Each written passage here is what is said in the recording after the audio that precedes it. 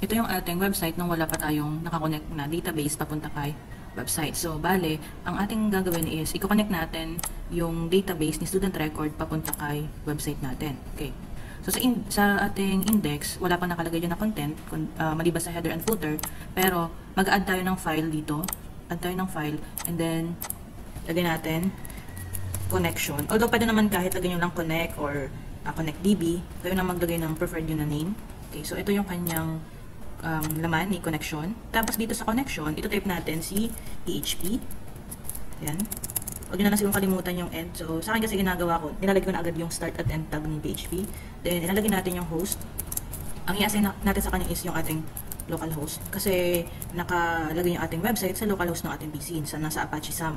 Okay, so then next natin yung user. So dahil wala naman tayong multiple users sa ating PC, yung admin lang yung pinaglagyan natin. So sabihin, lagyan natin dito root.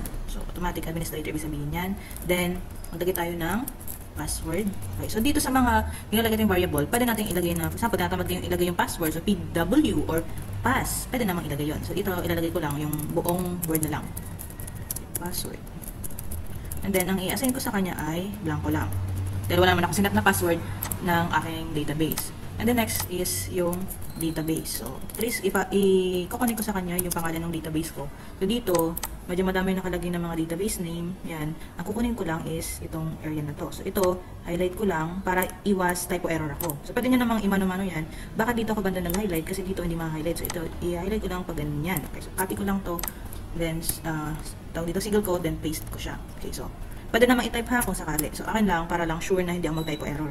And then, gagawin ko next is, gagawa ko ng isa pang variable. Ito yung gagamitin ko, pang-connect ng aking database. So, sa una, tatawagin natin si, okay, so bago pala yun, tawagin, lagyan muna tayo ng MySQLi, may ha, then, connect. So, i-connect down natin yung ating SQL. So, ano bang laman ng SQL natin? So, yung host niya, naka-local lang.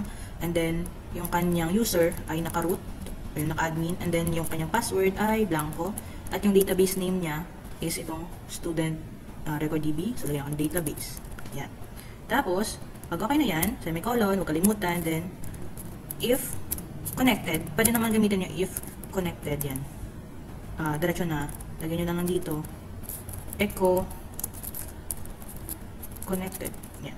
Pwede yung ganyan yung format nyo. Pero kung gusto nyo mauna yung not connected, so pwede naman, dahil if else naman siya, kahit mag-interchange, okay lang. So, if hindi connected, ano mangyayari? So, ko lang. Naglagay ko ng not kasi if hindi daw connected, ano mangyayari? So, lagay ko lang dito die. Then, lagay ko dito, connection failed. Ayan. Tapos, i-concatenate ko anong dahilan kung bakit nag-connection failed. So, lagay na natin MySQLi. Then, connection or connect error. Tapos, open close. Then, semicolon.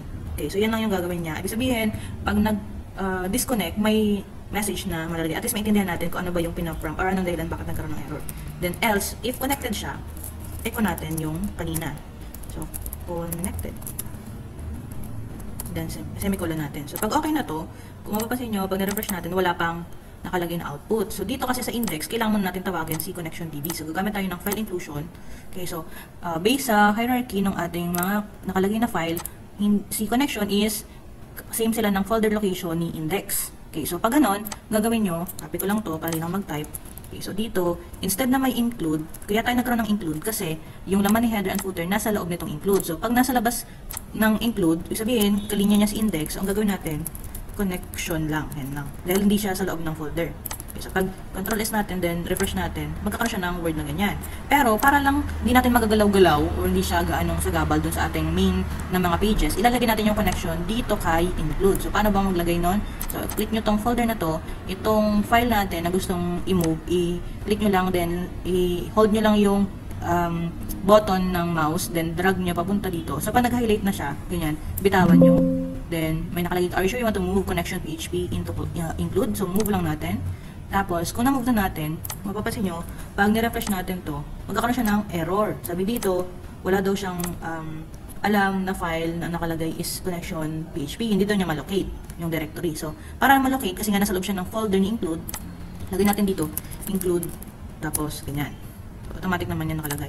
Then, refresh natin. So, nakalagay, connected. Okay, so para naman natin malalaman kung tama yung connection natin. Or kung nakalimutan ba natin, start yung ating PHP, MySQL, ano mangyayari? Ano ba yung magiging display? So, dito sa ating MySQL, for example, in-stop ko siya. Yan, naka-stop. Okay, so mangyayari, pag na-refresh natin to, yan, ito yung kanyang error. Iba dun sa kanina. Kasi yung kanina, sa location ng problem. So dito, no connection could be made because the target machine actively refused. So, hindi niya kasi ma-locate or hindi niya malaman kung ano yung pinoconnect mo ng MySQL. So, ito, isa-start lang natin. So, antay lang. Yan. Pag nag-start na, refresh natin to. Okay, so connected na ulit siya. So, ganyan lang yung pag-connect ng MySQL kay PHP. Okay, so, ang next natin gagawin is, paano ba natin ma-view yung laman ni MySQL doon sa ating index. Okay, so para gawin natin yun, so kailangan natin pumunta dito sa baba ng section para at least ay nasuba siya ng welcome to homepage. Tapos, maglagay tayo ng table. Kasi gagawin natin siyang table. Yan. Sa loob ng table, kailangan natin ng table head.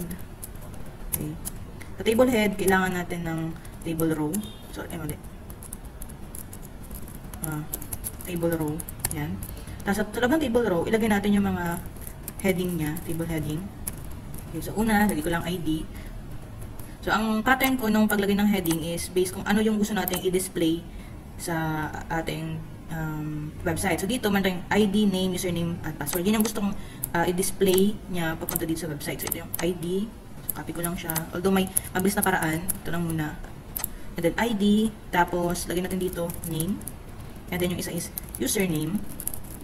And then, password. Okay, so kung okay na yung ating table header, Control S nyo, then refresh. Okay, so ito na yung ating mga table heading or header.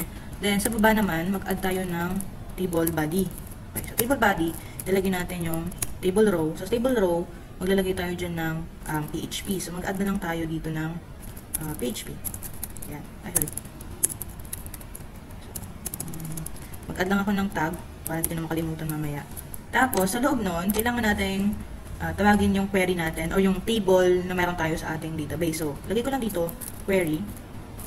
Tapos, ang code natin is select from, tapos pangalan ng ating table. So, based dito sa ating student record DB, ang existing table ay nakalagay users. Yan yun. So, sabi daw sa code natin, users. So, dapat same sila ng format. Kung ano nakalagay dito, yun na mismo yung ilalagay nyo sa kabila.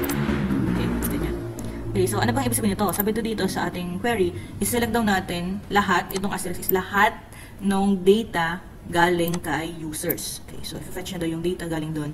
Then, anong gagawin natin next?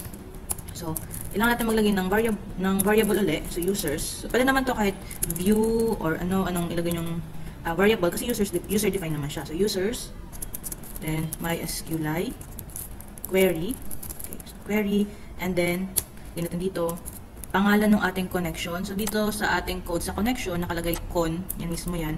Yan yung ilalagay natin dito. Yan. Okay, kung okay na, correct natin. Tapos, ilagay natin yung query natin. Ito yung nag-fetch ng data galing sa ating table. So, lagyan natin dito query. Okay, kung okay na yung query natin, semicolon lang natin, then next, sa ilalim, magkakaroon tayo ng condition. Okay, so, while daw, ang ating row ay i-assign siya sa laman nitong ating pinifetch na data. So, MySQLi fetch associate, so ASO. And then, tatawagin natin yung ating variable na view users. Ayan. Okay, so sa loob daw ng while natin, ano bang meron doon? So, yung row natin, ito yung isang hilera. Yan, nakalagay dyan. Yung nakalera dyan, data. Sa loob daw ng data na yon, tatawagin natin yung mga laman nun. So, i-assign natin sa variable na kasi naglagay na ako ng ID.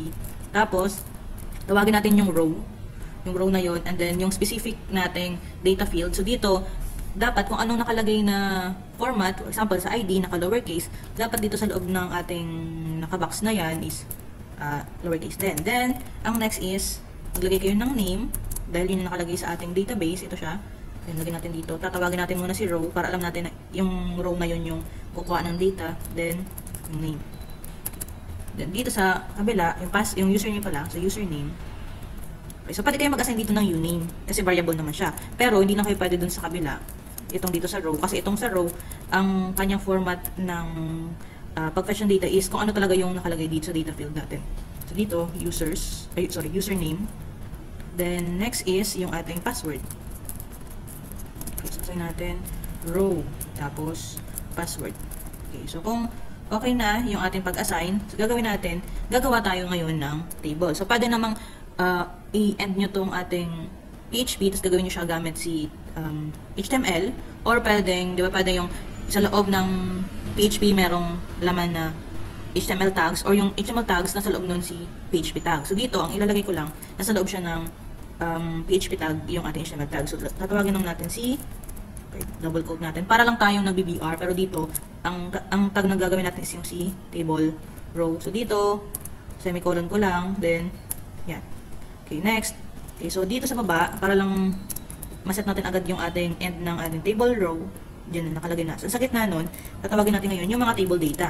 Okay, so, mali. Nag-automatic kasi siya may partner na agad. So, lagyan natin dito, table data. Yan. Sa loob ng table data, tatawagin natin ngayon yung ating ID na variable. Then, semicolon lang natin. Tapos, dahil meron akong ganyan, pwede natin i-copy na to and i-paste na. So, dahil apat yung ating data, so dito, instead na ID, lagay ko lang name. So, then, kabila naman is username. And then, password. Okay, so, kung okay na siya, okay, Control S natin, then refresh natin to. Okay, so may nakalagay dito na yung ating MySQLite daw, so wrong spelling daw. Sorry, walang S. Okay, so Control S natin, nag-type ako. Okay, so okay na siya. Gumagana na siya. Then, ito na yung, bali ito na yung ating view data from MySQL.